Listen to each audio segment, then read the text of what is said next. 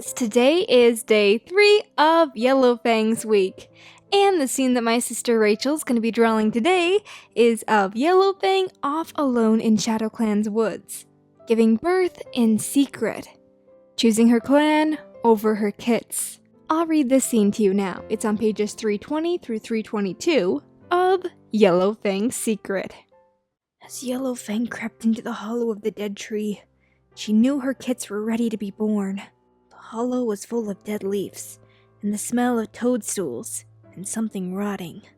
Not even Ragged Pelt would find her here. All Yellowfang wanted was for the birth to be over. But she felt as if she was lying in that dead tree for days. Everything hurt. Her whole body, down to the tips of her fur and the ends of her claws. She told herself that she was a medicine cat, able to take care of herself, but she was too weak to do anything, even eat the herbs she'd brought. Finally, after a long night of darkness and anguish, there were 3 small bodies next to her in the pile of leaves. 2 of them were squirming. 1 was completely still. Yellowfang prodded it with her paw, trying to hide from herself what she knew very well, that the kid had been born dead. Her eyes would never open. Yellowfang dragged the other 2, a tom and a she-cat, towards her, and with all the strength she could manage, she began to lick them, trying to warm them and wake them up. The tom let out an angry wail the minute she touched him, but the other one only whimpered slightly and jerked her paws. I can see the tom is going to be a fighter.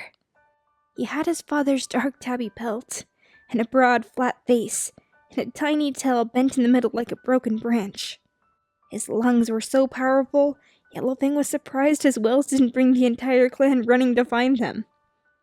He battered his sister with his paws every time he moved, but she barely reacted. Another dreadful certainty began to gather inside of Yellowfang. She tried as long as she could, licking and licking the weak she-cat, but her breathing only got shallower and shallower, until finally it stopped altogether. Her tail twitched once, and it was still. Yellowfang buried her nose in the tiny scrap of fur, feeling grief crash down on her. It was a clear sign from StarClan. These are the kits I saw in the pool when I was in StarClan with Silverflame. They should have never been born. Pulling herself out of her grief, Yellowfang turned her attention to her only surviving kit, and saw the expression on his small, flat face. He was new to the world, couldn't see, and could barely crawl to find her belly to feed. And yet, his face was already twisted with a strong emotion. Rage? Hatred? I've never seen such a look on any cat, let alone a newborn kit. Fear flooded through Yellowfang, making her shiver with cold. Maybe this kid wasn't meant to survive either, she thought. A kid born with so much anger in him could only mean trouble for the clan. Her fears surged higher as she remembered her dream. The dire warning spoken by the Black Star Clan cat. Is this the cat who will bring fire and blood to the forest? But then he squirmed over to Yellowfang and pressed his face into her fur. He's so small, so helpless. He needs me. Desperately, she told herself that he was only a tiny kid, after all. Her kid, the son of Ragged Pelt, the cat she loved. Yellowfang licked the top of his head, and he let out a small purr. Her heart seemed to expand to fill her whole chest. How can I believe that any cat should not have been born? Leaving the tiny tom in the hollow tree, Yellowfang buried his sisters in the unknown forest, digging deep into the soil so that no cat or fox or badger would ever sniff them out. Then she returned to her one living kit. Silverflame told me to trust my own instincts and make my own choices, she whispered to the tiny tom, bending to lick his head. I choose that you will grow up in a clan as a warrior without knowing who your mother is. She heaved a deep sigh. That'll be the best for both of us, little one. Giving him a last lick, Yellowfang slunk back through the undergrowth, her fur matted and stinking of toadstools, and the tomkit dangling from her mouth. Aware of how many questions she would be asked, She stopped to clean herself in a pool near the entrance.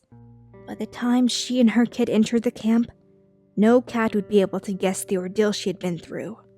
Yeah, but I think that was the wrong choice, Yellowfang. I don't think it was best for Broken Kit to grow up with Lizard Stripe as his adopted mother.